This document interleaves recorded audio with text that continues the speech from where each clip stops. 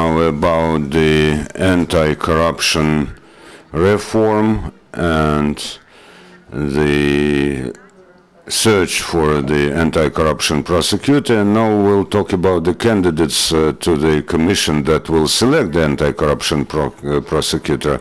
I give the floor to Andriy Parubiy, who is an MP and deputy chairperson of the parliament, and first deputy chairperson, and also Vitaly Shabunin, who is head of the Center for Combating Corruption, and a bit later we'll have here Yegor Sobolev, another MP.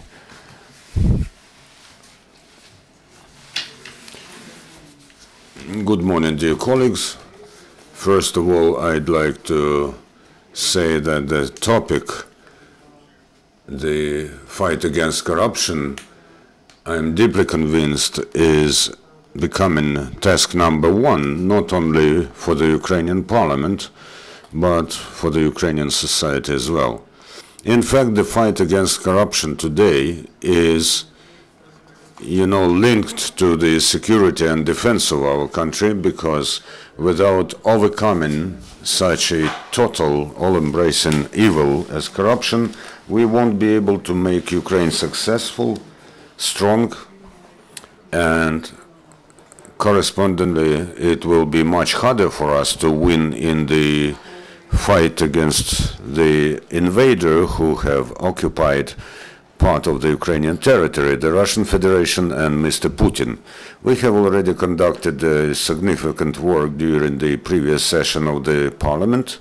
Our work was probably a bit uncoordinated, non-coordinated, but it was active, and by the end of last spring we were able to set up a informal working group composed of MPs and a great number of public activists, including Mr. Shabunin, to coordinate the work on the legislative provision for anti-corruption, also to set the agenda where we prioritize the tasks with which we will soon be able to work. Among our recent draft laws that we adopted during the last week of the session, draft law number 2424 about the openness of public finance, which will provide an opportunity to see the property owned by every corrupted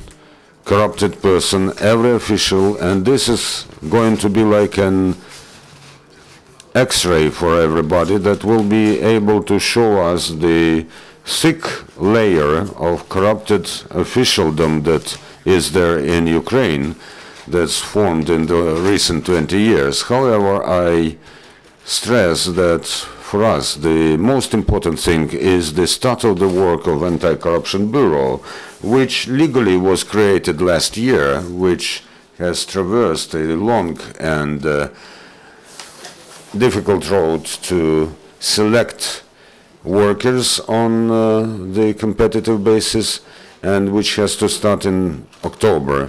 Today, the most important stage of work is to select an anti-corruption prosecutor. We have adopted such a clause in the summer of this year, and we really provided for the competitive selection of for this office, who will be absolutely independent on any corruption influences, who will have zero tolerance for any corruption. And we have already also defined the principles of the commission that will be selecting prosecutor.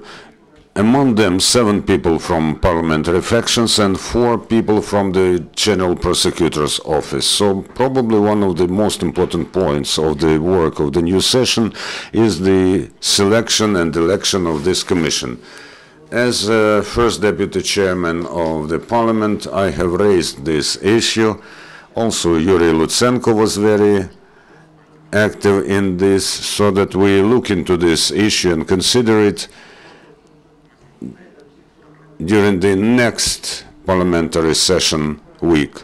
And I will insist on this, to select the commission which elects the prosecutor as soon as possible. Also, it is important who are those people who will select a person who will become one of the key figures in fighting corruption in Ukraine. It is very important for us that those are not party officials, not party activists, but well-known public activists and figures and experts to whom there will be a high degree of trust from the society. So yesterday at the Green Council, I have voiced the idea that factions, while preparing their candidates for the Competition Commission, proceed from one very important principle. These should be well-known public activists who command the trust of the society. I am deeply convinced that there are enough healthy forces in the Ukrainian parliament who understand the responsibility of this moment, who understand the importance as question number one, as issue number one of the fight against corruption, and I am sure that this week we will be able to vote for our part of the Competition Commission, Selection Commission, 7 candidates, and I am also sure that we will be able to support many of the candidates that will be recommended to the parliament by the public, so that there are no doubts about their professionalism and competence. We have to find dignified people who will understand their responsibility before the country while selecting the anti-corruption prosecutor. Good morning. Everybody has this kind of handout. I would like to thank Andriy and the group of deputies who adopted the law, which should not be been adopted, in my point of view, but the God is with us. Speaking about this topic of ours, why this office of prosecutor is very important. After adoption of the criminal procedural code, the key figure here is not the investigator, but the prosecutor, because he gives the instructions to be fulfilled. He coordinates any more or less serious investigative or procedural action. Now imagine that this kind of bureau with the selected investigators give all the reins to the outdated or old prosecutor office. This is the desk. Such a bureau will not be able to do anything. Just to give you an example, the investigators of this bureau, in fact, they are prosecutors. In order to take they have an access to email or whatever, they have to go to the prosecutor's office. They have to apply to to approach the prosecutor. In half an hour, this prosecutor will know that he is under the investigation. If the sanction is going to be given by somebody from the General Prosecutor's office, the National Bureau will not be able to do anything. Proceeding from that, together with our partners in the Parliament, when we prepared a separate, let's say, independent prosecutor's office, which, according to the whole vertical, has to be selected from the, let's say, from the zero. And the key figure is it's the manager who is going to be elected by 11 people, following very transparent procedure, like it was the case with the Anti-Corruption Bureau case. Yesterday we came to know about those 4 from the General Prosecutor's Office. Those 4. This is something, this is real awful. One of those is Mr. Grishenko, the diamond prosecutor Kornets, who well known to everybody, is his first deputy. In other words, the manager of the Special Prosecutor's Office. The Shokin actually nominated the first selection for the election. The person who didn't even recognize or see the diamond prosecutor just at the reach of the hand. And actually it questions the integrity or the honesty of the procedure when we're going to select new prosecutors. Like, in other words, I can see an obvious attempt to subordinate to the General Prosecution the whole procedure of election. This is the position of the Parliament, because those 7 from the Parliament can balance off the desire of the General Prosecutor's Office just to level off, I mean, to bring to the zero the whole contest. You know those people, they are well known not only in Ukraine but beyond its boundaries. What we try to achieve, number one, the most important, we want the formation of the committee be done according to the professional requirements, values, morale, and the results of the people, but not according to the political quoting. And those people represent different spheres. And two international law experts, some represent business who is going to take care of the whole sector. Those people who, when we invite those to as members of the committee, we specify a certain ceiling, and we hope that the parliament will approve some of those seven, but this is their exclusive right. So we require from the parliament, request the parliament not to bring that ceiling lower.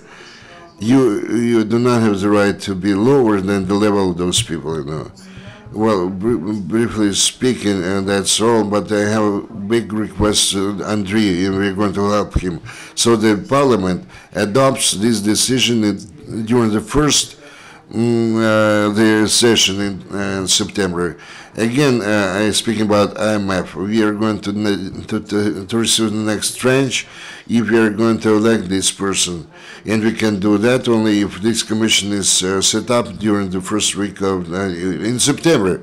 And 3 weeks is not enough. We have to announce the contest. We have to test, to gather those documents. This is a lengthy process. The only chance is the first session in Parliament in September. Perhaps that's all. Thank you very much. If you should have any questions, we'll take those. Maybe Taras, you can. If you'll have any questions to Taras, so please, before asking a question, introduce yourselves, please. Sergei Zlenko, Социальная Украина TV channel. Among the candidates, I see also citizens of the USA. Don't you think that inviting such people from other countries testifies to the loss of sovereignty? And what about taking money from IMF and World Bank? Ms. Bartlers has worked for a long time in the embassy in Ukraine. She represented the interests of the Department of Justice of the US, and she is now one of the key people who in the Department of Justice in Washington, D.C. is responsible for the work leading to returning the millions of Mr. Yanukovych to Ukraine. So I think that if we choose from everybody, I tell you, no one has in this country such an experience as Ms. Butler in fighting the corruption. Mr. Kessler, as a citizen of Italy, has shown his adherence to the principles when they were selecting the Anti-Corruption Bureau. You may have seen how Mr. Kessler, with the Ukrainian colleagues, has proven to Ukrainians that we should stick to the principles of honesty and anti-corruption. Regrettably, we Ukrainians have to learn from foreign experts how to follow the law. And the presence of these people in the Commission will show to the outside world and to the key players in this world that the process of selection was honest. I can only add that I don't see any problems that Ukrainian state involves international experts from those countries where they don't have any doubts about their professionalism and their work experience. And the most important thing is the lack of corruption links in our country. I'm a great patriot of Ukraine and all Ukrainians, but regrettably the system of civil servants and officials created over last years is so much interconnected that anyone who is in this system and they drag along old links. It is very good when we appoint guys from the front line to head new police. It is very good when we invite international experts to fight corruption. The more efficient are we in this, the more efficient our fight will be. Have the MPs already seen this list, and what's their reaction? Mr. Parubiy was the first who saw this, and Mr. Sobolev was the second, and we are awaiting the reaction of MPs during the next parliamentary week. I will come back to the international experts. It is very important for us that the international community sees the desire of the Ukrainian authorities to fight corruption, and such signals are not given by words, even proclaimed in impeccable English in other parliaments. Such signal is a participation in the process of selection of key personnel, key human resources, of those people who are trusted by the international community. The law enforcers elite in many countries unreservedly trusts Ms. Butler and Mr. Kessler. So the raison d'etre of their participation in the contest is that the competition gets the trust from the international community, because but I underline, only 2 of the proposed candidates are internationals, and all the rest are Ukrainians. What about your faction? Do you have already your candidates? Do you know them? Well, first of all, I tell you that according to the law and regulations, I am out of any faction. And yesterday this was raised by at the conference of all factions, and by Wednesday we'll have all the nominees. On Wednesday we will consider these nominees, and on Thursday they will be put to voting by the parliament. However, this is the faction who will decide, so I think that this will happen Monday or Tuesday. I can't tell you about the nominees, but I know that both in the People's Front and the bloc of Petro Poroshenko, I will insist that those will be public activists and experts, and it is desirable that they are from the list suggested by the public. We know that in October the Anti-Corruption Bureau has to start its work, but tell us please, are we on schedule, and what can be a biggest hurdle?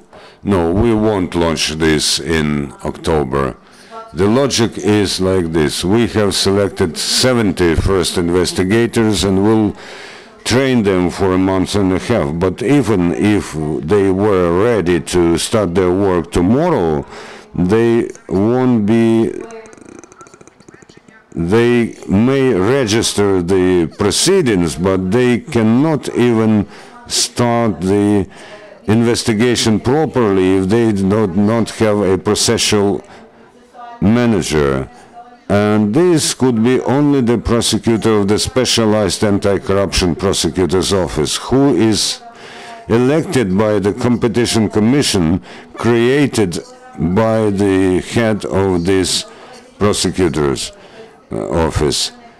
So in the fastest option, if Mr. Parubiy is successful in convincing the parliament, I will tell you that we will have the head of the Special Prosecutor's Office only in October, and then we'll start to create the Prosecutor's Office and select and hire the workers, the personnel. So my realistic forecast is that the investigators will start their work from December. And you know, this is one of the reasons why we haven't hired all the prosecutors. There's no sense in hiring them if they don't do anything. Another question. How can we pass these infographics to the MPs so that they see? We will pass this to our friends, and Mr. Parubiy is one of our major friends, and of course without journalistic support it won't happen. By the way, thanks to your support of when we were selecting the head of the Anti-Corruption Bureau, some of our candidates did make it to the list. And at the end of the voting, the voice of Mr. Kessler was the decisive to help hold the competition. About the terms, the law says that the Bureau Prosecutor's Office has to start its work on the 1st of October, but we know that this won't happen. And we are being criticized a lot that the reforms are not going as fast as we would like to. But believe me, you only can make a quasi-model in fast. Like this was happening for over 20 last years. They just changed billboards and signs. But we have to create alternative phenomena like new police, anti-corruption bureaus. This does require a diligent and protracted work, and even parliament or activists cannot do anything on their own. This has to involve the entire society. The entire society should be in one drive. We should have new anti-corruption volunteers, new anti-corruption battalions, an anti-corruption front which should unite both public activists, journalists, politicians, like it happened on Maidan and on the front line. And we will work out the mechanisms that will allow that every citizen may become part of this great crusade against corruption and a fighter of this anti-corruption front. It's not going as fast as we would like it, but it does go in the right direction. This is a hard and slow work, but I guarantee that the Anti-Corruption Bureau will start to work this year, maybe on the 1st of November, and I want to invite you to join the ranks of this anti-corruption army, and only thus we can win over this evil that has eaten into the flesh of Ukrainian society like a tumor. Oh, thank you, and we'll hope that next Thursday the MPs will vote for worthy candidates, and our next briefing is within several minutes. It's about the Russian military presence in the